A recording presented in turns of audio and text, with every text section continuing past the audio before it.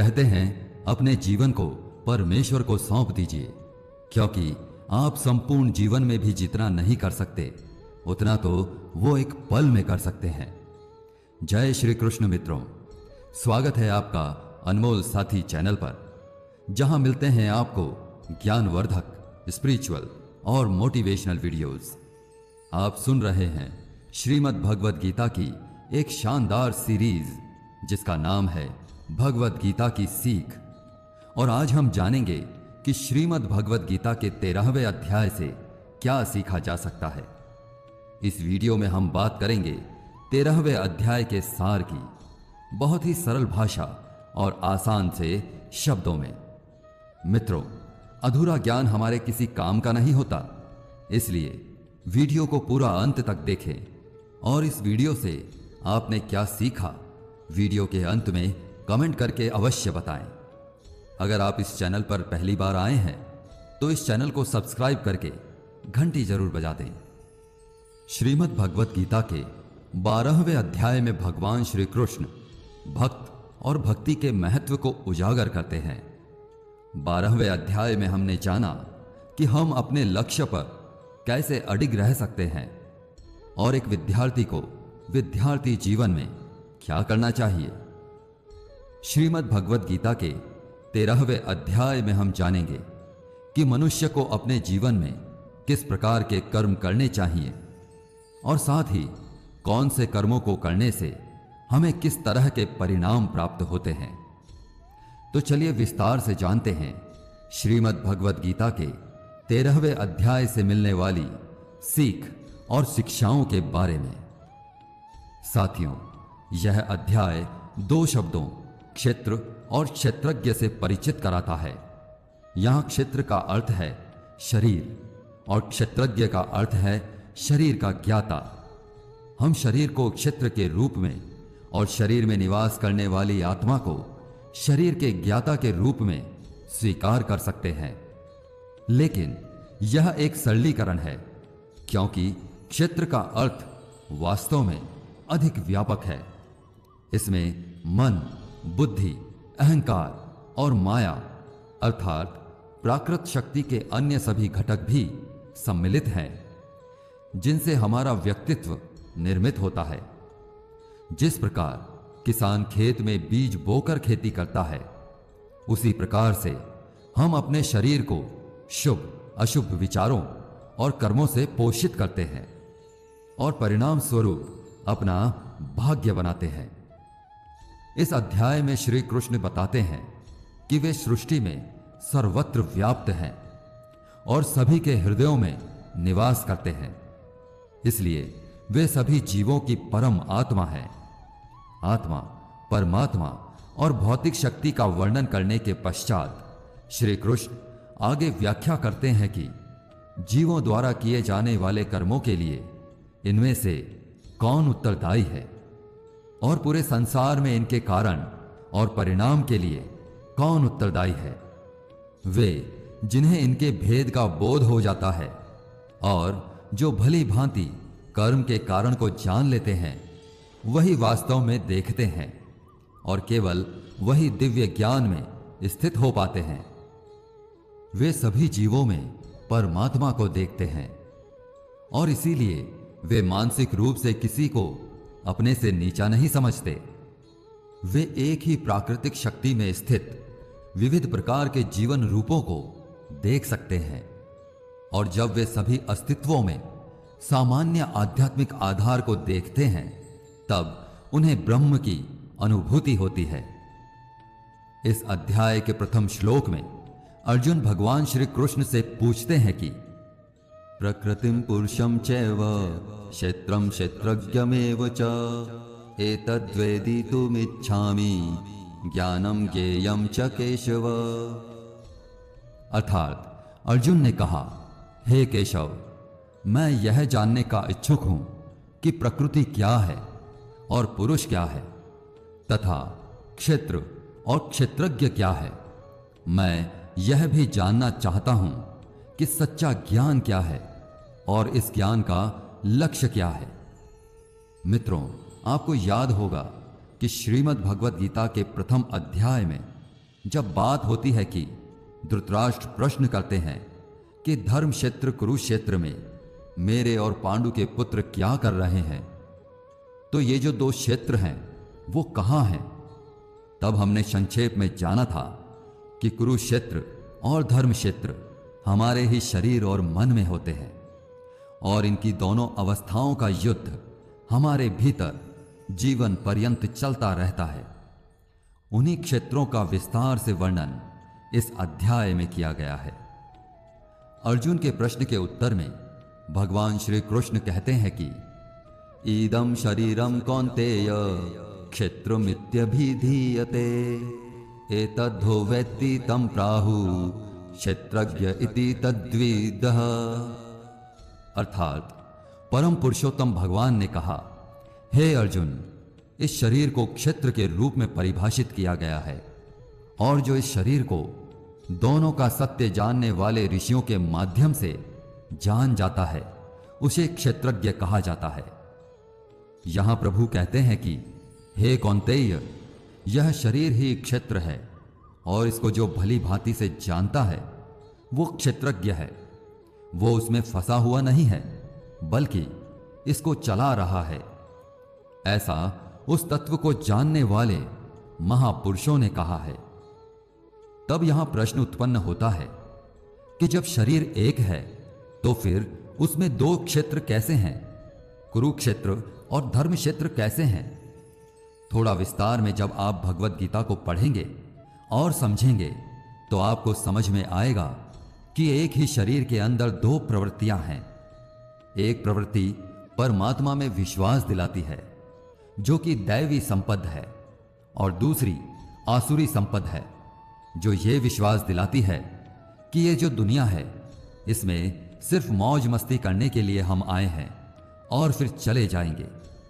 लेकिन दैवी संपत्ति प्रवृत्ति जो है वो उस परमात्मा में, उस परम प्रभु में आपका विश्वास और सुदृढ़ करती है। जब आपके शरीर के अंदर आपके विचारों में आसुरी संपद अर्थात बुरे विचारों का बाहुल्य हो जाता है, तब यह जो शरीर है वो कुरुक्षेत्र बन जाता है। और जब इसी शरीर में, इसी मन में दैवी संपद अर्थात अच्छे विचारों का बाहुल्य हो जाता है, तो फिर यही शरीर धर्म क्षेत्र कहलाता है। यह जो उतार चढ़ाव है ये चलता रहता है। फिर जब दोनों में युद्ध होता है तो दैवी संपद जो है वो बढ़ती जाती है और आसुरी संपद गायब होती जाती है। और आसुरी संपद जब खत्म हो जाती है तो फिर परमात्मा के दिग्दर्शन की जो अवस्था है वो आती है।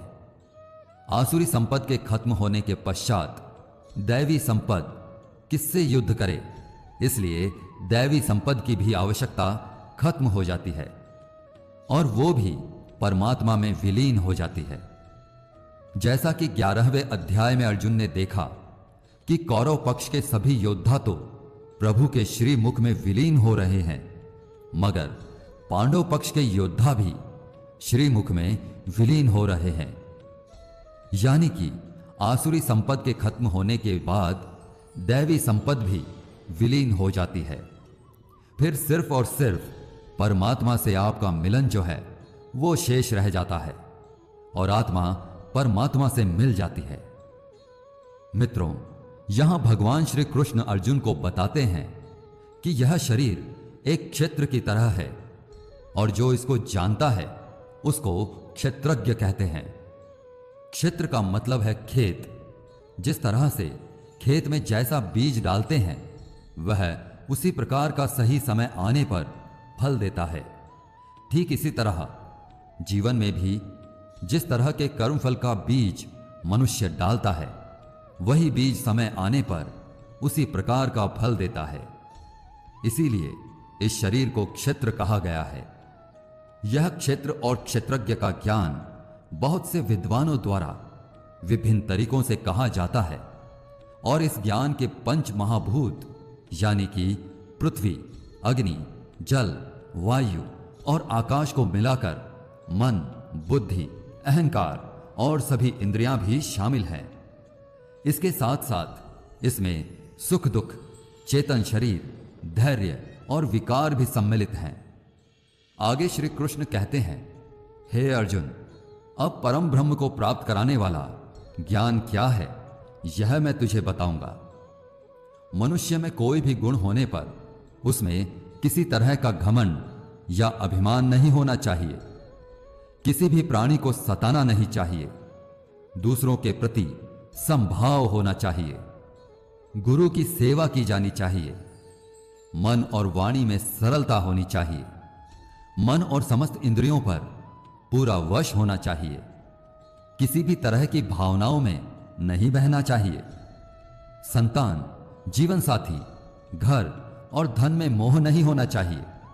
अच्छे और बुरे में भी मन और बुद्धि की स्थिरता होनी चाहिए। वासना वाले लोगों से दूरी होनी चाहिए। एकांतवास में मन का शुद्धिकरण करना चाहिए और मुझ परमेश्वर में पूरी तरह से समर्पण और ध्यान मग्न रहना चाहिए। हे अर्जुन, अब मैं तुझे परम ब्रह्म के बारे में कहूंगा। वह सर्वव्यापी है।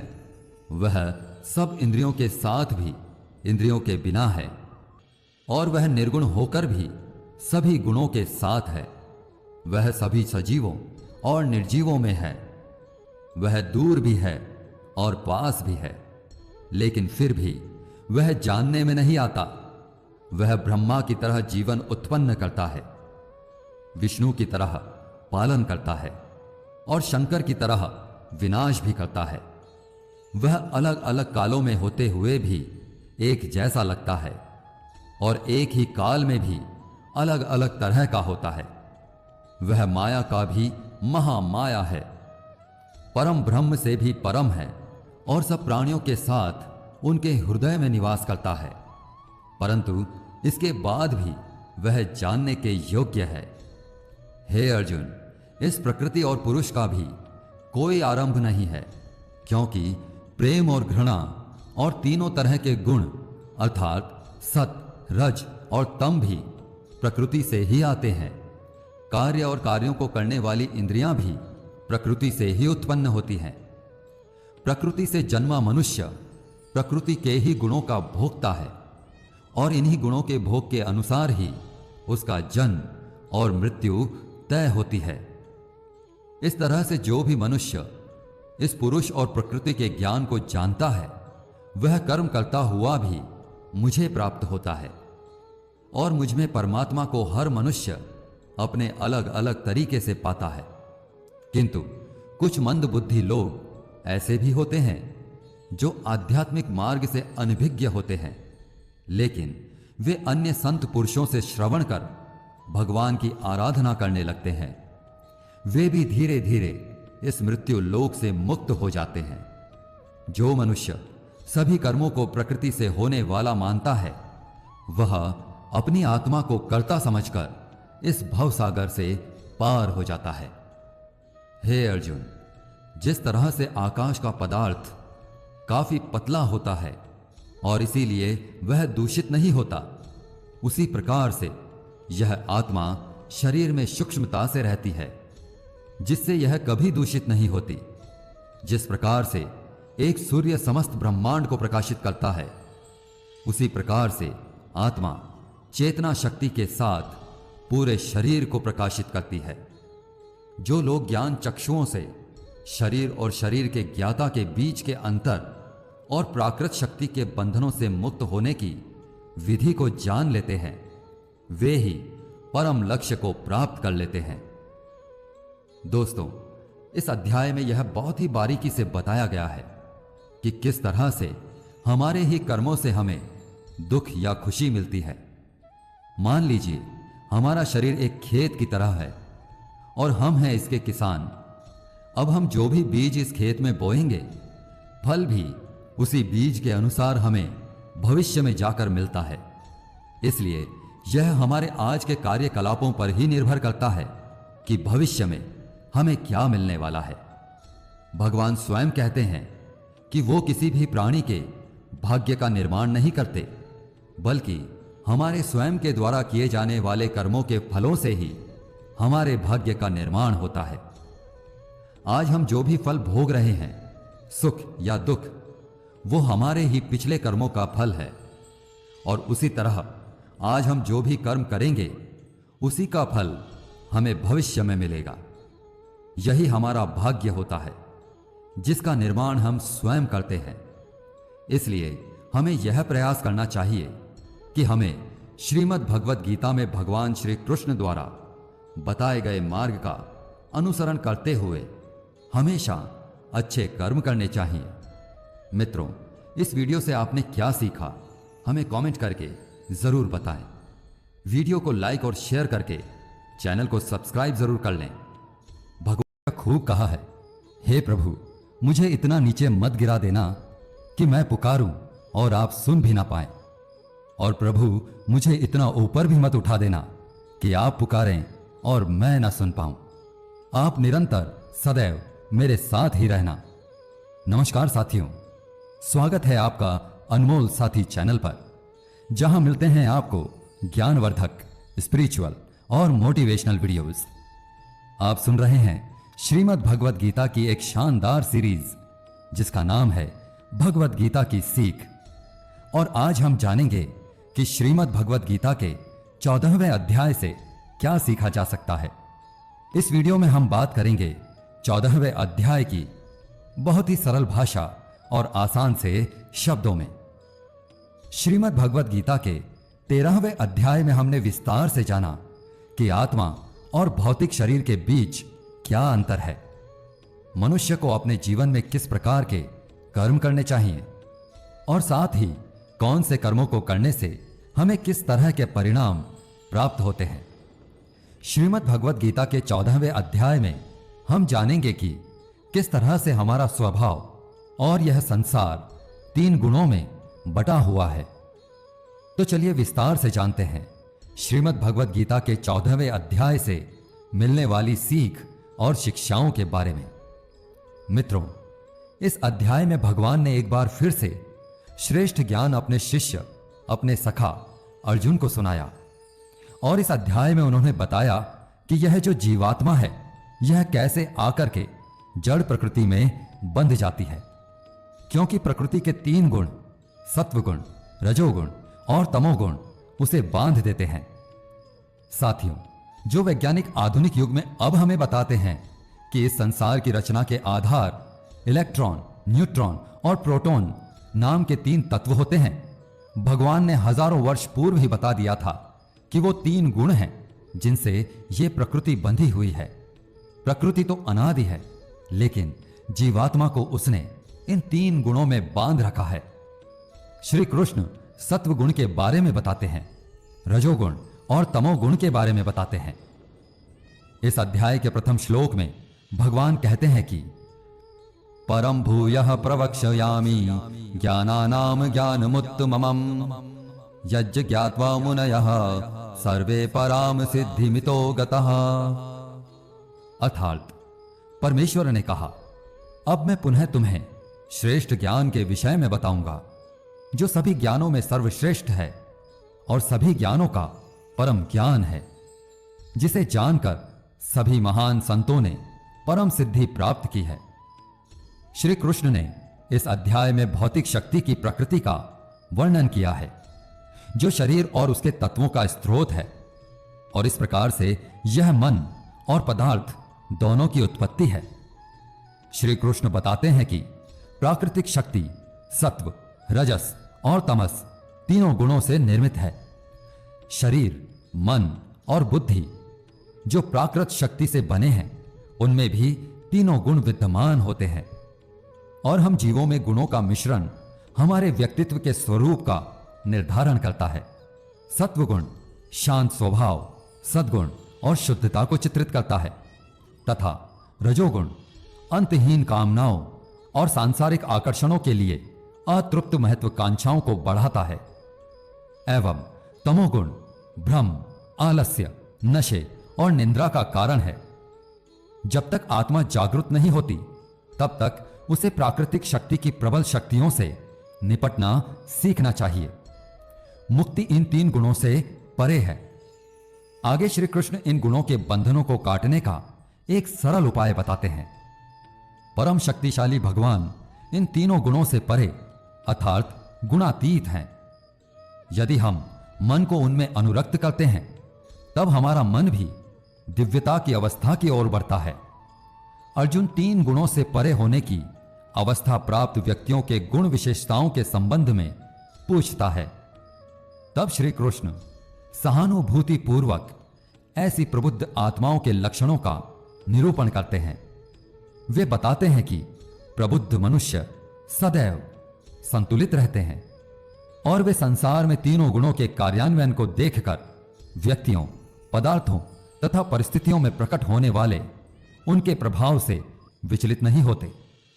वे सभी पदार्थों को भगवान की शक्ति की अभिव्यक्ति के रूप में देखते हैं जो अंततः उनके नियंत्रण में होती है। इसलिए सांसारिक परिस्थितियां ना तो उन्हें हर्षित और ना ही उन्हें दुखी कर सकती हैं।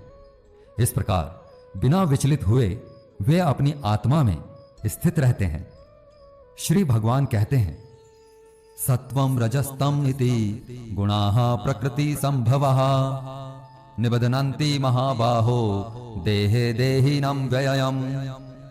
अर्थात हे महाबाहु अर्जुन, प्राकृतिक शक्ति सत्व, रजस और तमस 3 गुणों से निर्मित है। ये गुण अविनाशी आत्मा को नश्वर शरीर के बंधन में डालते हैं। आगे भगवान बताते हैं कि सत्व गुण इन सभी गुणों में श्रेष्ठ है और यह ज्ञान और सुख से जोड़ता है। रजोगुण कामना और आसक्ति से उत्पन्न होता है जो कि कर्म और उसके फल में बांधता है। तमोगुण मनुष्य को भोग विलास, आलस्य और निद्रा में बांधता है। हे अर्जुन, सत्वगुण सुख देता है, रजोगुण कर्म करवाता है और तमोगुण मनुष्य को उसके स्थान से भी बहुत नीचे गिरा देता है। किन्हीं भी 2 गुणों को वश में करने से तीसरे गुण की प्राप्ति होती है। जिस पल मन में शांति और ज्ञान बढ़ा हुआ लगे उस समय यह मानना चाहिए कि सत्व गुण बढ़ रहा है। जिस पल मन में लालच और स्वार्थ का आभास हो उस समय रजोगुण बढ़ता है। जिस समय मन में अंधकार, विषयों में आसक्ति, आलस और निद्रा हो उस समय मनुष्य में तमोगुण होता है। सत्वगुण में मरने वाला मनुष्य परमात्मा को प्राप्त होता है। रजोगुण वाला मनुष्य फिर से जन्म लेकर मनुष्य बनता है और तमोगुण वाला प्राणी अगले जन्म में कीट पतंग और पशु बनता है। सात्विक कर्म का परिणाम है सुख, राजस कर्म का परिणाम है दुख और तामस कर्म का परिणाम अज्ञान और अंधकार होता है। जो व्यक्ति इस बात को जानता है कि ये 3 गुण ही उससे सब कार्य करवाते हैं, तब वह अपने कर्तव्यों से और इस संसार से पूरी तरह मुक्त हो जाता है। और इस तरह से सोने, पत्थर और मिट्टी को एक जैसा समझने वाला मनुष्य परम ब्रह्म अर्थात मुझे प्राप्त हो जाता है। इस प्रकार श्री कृष्ण हमें पुनः भक्ति की महिमा और हमें 3 गुणों से परे ले जाने की इसकी क्षमता का स्मरण कराते हुए इस अध्याय का समापन करते हैं। दोस्तों, ये 3 प्रकार के गुण सात्विक, राजसिक और तामसिक गुण हमारे दैनिक जीवन में बहुत ही उपयोगी हैं। हमें जीवन में सफलता प्राप्त करने के लिए अपने दैनिक व्यवहार और विचारों में सत्व गुण को बढ़ाने और तमोगुण को कम अथवा समाप्त करने का प्रयास करना चाहिए। अर्थात हमें आलस, निद्रा, चिंता, लालच, वासना, मोह और नकारात्मक विचारों को त्याग कर अपने मन में शुद्धता, प्रेम, भक्ति, संतोष, त्याग, समर्पण और सकारात्मक विचारों को अपनाना चाहिए। जैसा कि भगवान ने भगवत गीता के आगे के अध्यायों में बताया है कि हमें सिर्फ अपने कर्मों पर ध्यान लगाना चाहिए, उसके फल की चिंता में अपना समय व्यर्थ नहीं करना चाहिए। उसी तरह अगर आप मेहनत करके कुछ उम्मीद नहीं करोगे तो आप हमेशा खुश रहोगे, लेकिन अगर आप किसी अच्छे परिणाम की कामना करके मेहनत कर रहे हैं तो इस बात की कोई निश्चितता नहीं कि खुशी मिलेगी या दुख होगा। उसी तरह अगर आपने किसी का नुकसान करने के लिए कर्म किया है तो यह निश्चित है कि किसी ना किसी समय आपको ही दुख मिलेगा। मित्रों, इस अध्याय से आपने क्या सीखा, हमें कमेंट करके जरूर बताएं। वीडियो को लाइक और शेयर करें। चैनल को सब्सक्राइब करके घंटी जरूर बजा दें। भगवान श्री कृष्ण आपको हमेशा प्रसन्न रखें। जय श्री कृष्ण। राधे राधे।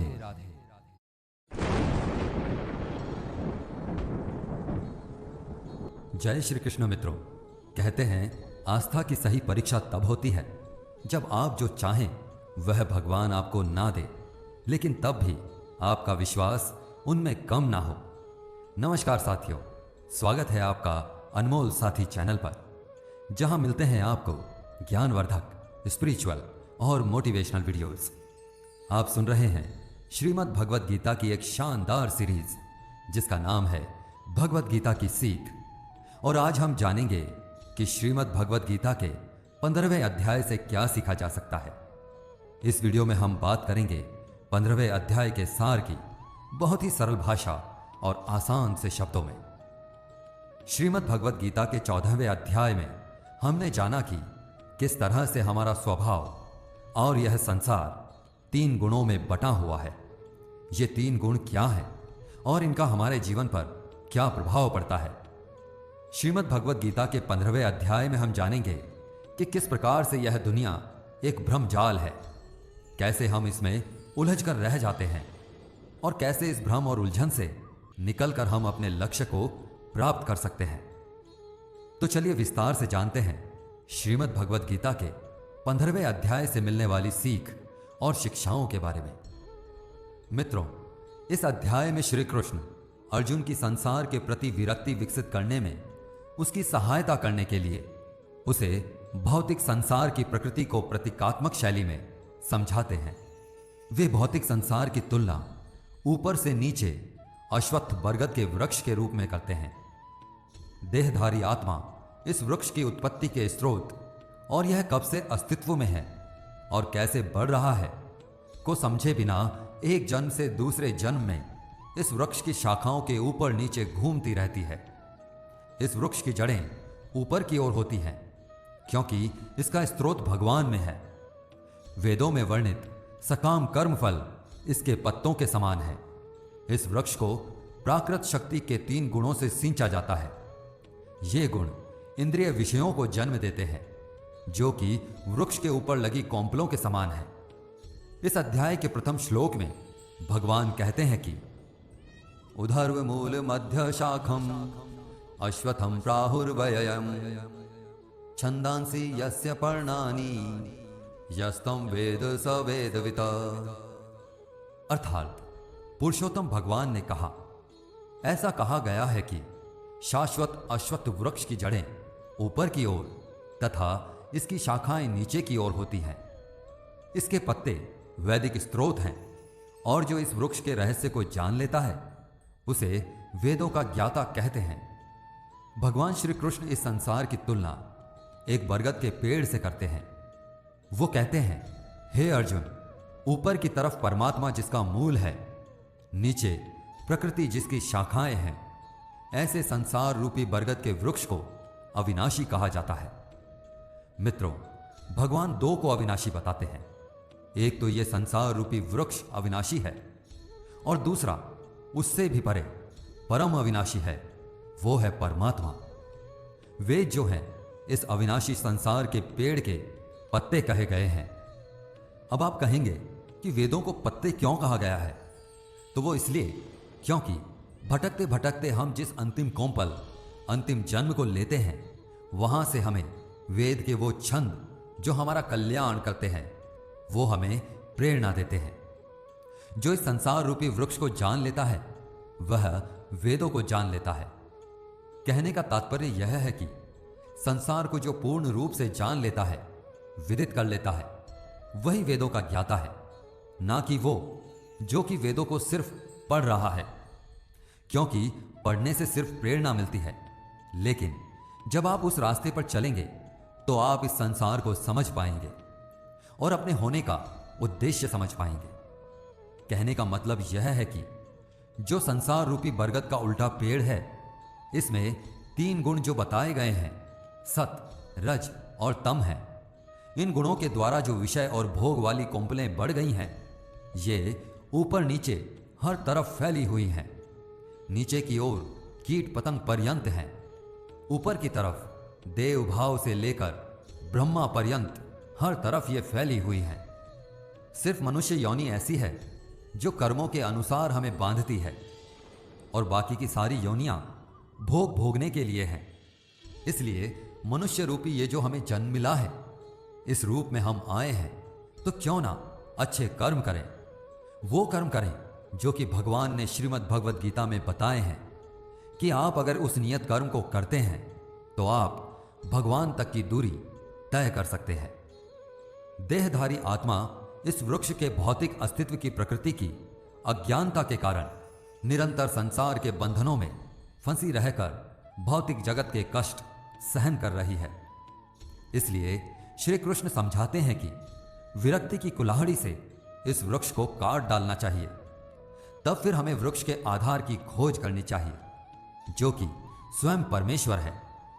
परम स्रोत भगवान को खोजकर हमें इस अध्याय में वर्णित पद्धति के अनुसार उनकी शरणागति ग्रहण करनी होगी, और तभी हम भगवान के दिव्य लोक को पा सकेंगे, जहां से हम पुनः इस लौकिक संसार में नहीं लौटेंगे। श्री कृष्ण आगे वर्णन करते हैं कि उनका अभिन्न अंश होने के कारण इस संसार में जीवात्माएं किस प्रकार से दिव्य हैं, किंतु माया शक्ति के बंधन के कारण वे मन सहित 6 इंद्रियों के साथ संघर्ष करती रहती हैं। वे स्पष्ट करते हैं कि यद्यपि आत्मा दिव्य है, किंतु फिर भी वह किस प्रकार से इंद्रिय विषयों के भोग का आनंद लेती है। श्री कृष्ण यह बताते हैं कि मृत्यु होने पर आत्मा अपने वर्तमान जीवन के मन और सूक्ष्म इंद्रियों सहित किस प्रकार से नए शरीर में देहांतरण करती है। अज्ञानी ना तो शरीर में आत्मा की उपस्थिति को अनुभव करते हैं, और ना ही मृत्यु होने पर उन्हें आत्मा के देह को त्यागने का आभास होता है, किंतु योगी ज्ञान चक्षुओं और मन की शुद्धता के साथ इसका अनुभव करते हैं। इसी प्रकार से भगवान भी अपनी सृष्टि में व्याप्त हैं, लेकिन ज्ञान चक्षुओं से ही उनकी उपस्थिति को अनुभव किया जा सकता है। यहां श्री कृष्ण प्रकट करते हैं कि संसार में भगवान के अस्तित्व को और उनकी अनंत महिमा को जो सर्वत्र प्रकाशित है, कैसे जाना जा सकता है। इस अध्याय का समापन क्षर, अक्षर, पुरुषोत्तम शब्दों की व्याख्या के साथ होता है। क्षर भौतिक जगत की नश्वर वस्तुएं हैं।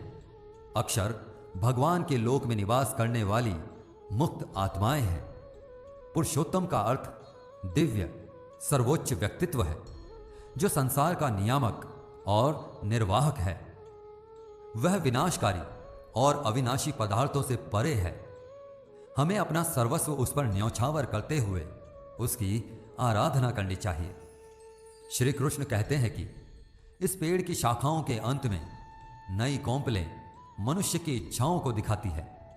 यह पेड़ हर दिशा में इस तरह से बढ़ा रहता है कि ज्ञान के अभाव में मनुष्य इसमें उलझकर ही रह जाता है, और जो इस पेड़ के रहस्य को जान लेता है वह परम ब्रह्म को प्राप्त हो जाता है। इसलिए इस माया वाले जीवन रूपी बरगद के पेड़ को ज्ञान की कुल्हाड़ी से काटकर उचित योग का पालन करके उस परम ब्रह्म को ढूंढना चाहिए, और जिसका मोह, मान, सम्मान, अपमान सभी नष्ट हो गए हैं और बुद्धि स्थिर हो गई है, वह पुरुष इससे मुक्ति पा सकता है। और मुक्ति पाकर जिस परम पद को वह पुरुष प्राप्त होते हैं, उसको कोई भी सूरज रोशन नहीं कर सकता, क्योंकि वह मेरा परम धाम है। हे अर्जुन, यह जान लो कि मैं सूर्य के तेज के समान हूं, जो पूरे ब्रह्मांड को प्रकाशित करता है। सूर्य का तेज और अग्नि की दीप्ति मुझसे ही उत्पन्न होती है। पृथ्वी पर व्याप्त रहकर मैं सभी जीवों को अपनी शक्ति से पोषित करता हूं। चंद्रमा के रूप में मैं सभी पेड़ पौधों और वनस्पतियों को जीवन रस प्रदान करता हूं। मैं सभी जीवों के उदर में पाचन अग्नि के रूप में रहता हूं। भीतरी श्वास और प्रश्वास के संयोजन से 4 प्रकार के भोजनों को मिलाता और पचाता हूं। मैं समस्त जीवों के हृदय में निवास करता हूं। और मुझसे ही स्मृति, ज्ञान और विस्मृति आती है। केवल मैं ही सभी वेदों द्वारा जानने योग्य हूं। मैं वेदांत का रचयिता और वेदों का अर्थ जानने वाला हूं। हे अर्जुन, इस मानव शरीर में आत्मा मेरा ही अंश है और यह आत्मा ही मृत्यु के बाद दूसरे शरीर में चली जाती है। यह शरीर कान, आंख, त्वचा, जीभ, नाक और मन से ही इंद्रियों का और वासनाओं का सेवन करता है।